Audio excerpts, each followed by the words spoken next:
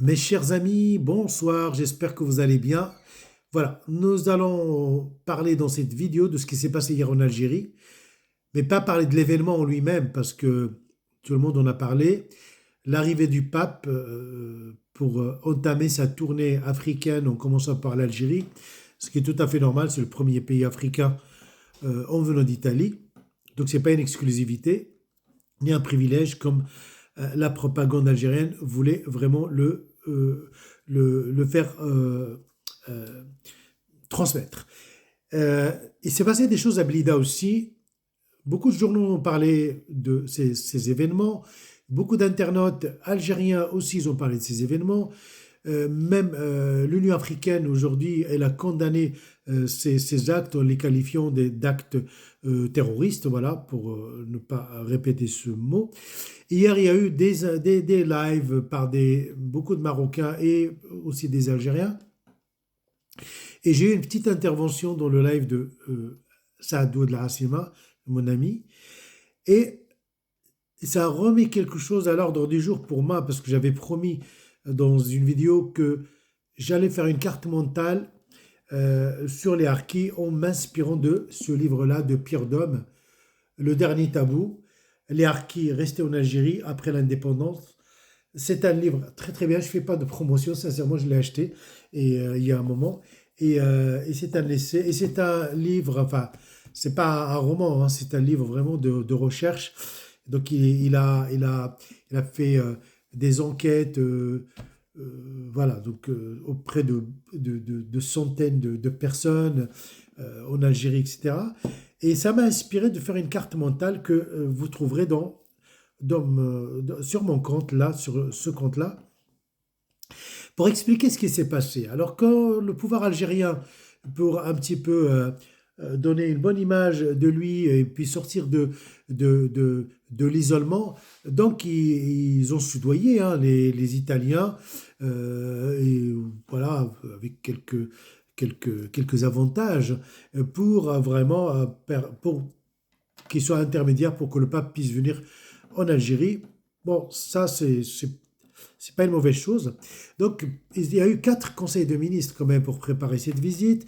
Il y a eu plusieurs réunions du comment on appelle ça, euh, le conseil supérieur de la sécurité en Algérie, c'est-à-dire, voilà, c'est la plus haute instance au pouvoir, voilà, qui étudie, qui trace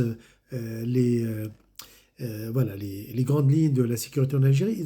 Tout ça pour préparer cette visite. Et comme par hasard, le jour même, il se passe ces événements. Même si les événements, peut-être, ils n'étaient pas euh, extraordinaires ou vraiment... mais le timing est quand même suspect.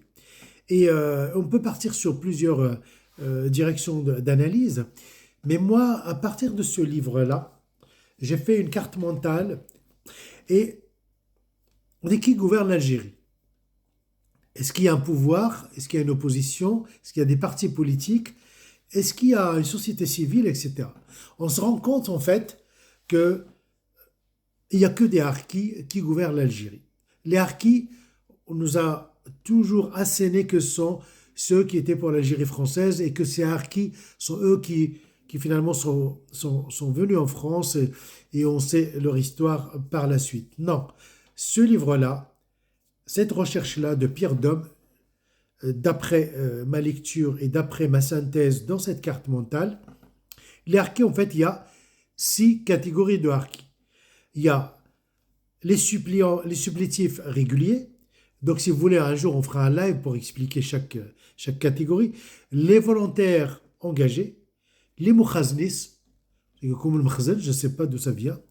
Les GMS, le groupe mobile de sécurité, donc 4.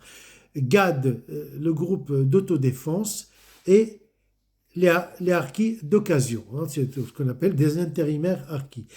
Donc finalement, nous, on connaît qu'une catégorie de harkis, ceux qui étaient pour l'Algérie française et qui sont venus en France pour sauver leur peau. Mais il y en a beaucoup qui sont restés en Algérie. Et ce sont ceux-là même qui font l'alternance pour gouverner l'Algérie. Il y a des règlements de compte. Il y a beaucoup de, de, de, de choses, de guerres entre ces catégories de harkis qui n'ont aucun patriotisme, aucun amour pour leur pays, l'Algérie. Et ils sont là pour vraiment s'enrichir et pour investir à l'étranger. C'est la réalité. C'est les seuls généraux au monde qui investissent à l'étranger. On a des régimes militaires. Par exemple, en Égypte, il y a un régime militaire. Ils sont dans les affaires, les militaires égyptiens, mais on ne les connaît pas. Mais ils investissent en Égypte. Ça veut dire voilà, ils ont la main mise sur les affaires, mais ils créent de la richesse et des emplois, même si cela n'est pas bon. Mais au moins, il y a peut-être, on va dire, c'est, c'est, c'est des cupides patriotes, hein, on va dire ça comme ça, si on peut appeler. Mais en Algérie, non, il n'y a aucune fibre patriotique. C'est-à-dire, ces gens-là, il faut une alternance. Il y a une équipe qui prend le pouvoir et qui prend les richesses, qui investit à l'étranger. Il y a une autre qui est la jalouse, qui va faire un coup d'État ou enfin, le coup dans le dos, comme ce qui s'est passé hier. Ce qui s'est passé hier à Blida, c'était pour vraiment saboter tout le travail qui est fait par l'équipe actuelle pour recevoir le pape et montrer que l'Algérie est un pays de tolérance, c'est un pays ouvert aux religions, quoique, voilà, on ne va pas parler des moines de Tibérine, etc. Et des Kabyles qui sont, il y a pas mal de Kabyles chrétiens, combien d'églises étaient fermées, en Kabylie notamment. Et combien de chrétiens algériens qui n'ont pas le droit à à des postes d'État. Enfin, il y a beaucoup de choses. Il y a même il y a une, on va dire, un rapport de, de secrétariat d'État aux affaires étrangères américain qui a vraiment pointé du doigt le manque de tolérance en Algérie. Mais ce qui s'est passé hier à Blida, ça montre que ces groupes de harkis dont on ne connaît pas l'existence avant ce livre, moi personnellement, ce sont ceux-là qui sont là, dans un pays qu'ils ne considèrent pas que c'est leur pays, et donc ils n'ont que cure de l'avenir de ce pays. On a vu la décennie noire, 250 000 morts. Ils ont assassiné un président en plein public. Ils n'en ont rien à faire de ce pays-là. Et le peuple, moi, ce qui me fait mal, c'est que quand on voit ces Algériens, de bonne ou de mauvaise foi, essayer de défendre ce pouvoir, défendre les bêtises de ce pouvoir, défendre cette gouvernance vraiment de fou, cette gouvernance non responsable de ce pays-là, qui est un pays très riche, et c'est le pays où on trouve la plus grande communauté immigrée en France. Ça ne se comprend pas. Donc, je vous conseille de regarder le travail que j'ai fait. Je l'ai fait il y a très longtemps. Mais comme l'événement d'hier était là et s'est imposé à nous, j'ai sorti de, de, de mes dossiers cette carte mentale qui explique ce qui se passe en Algérie.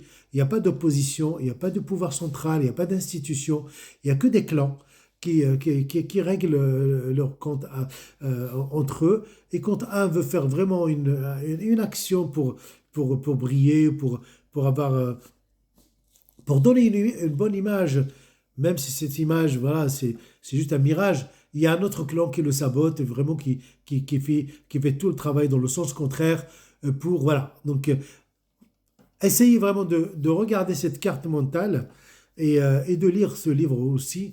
Et voilà, vous allez pouvoir comprendre un petit peu ce qui se passe dans ce pays voisin du Maroc.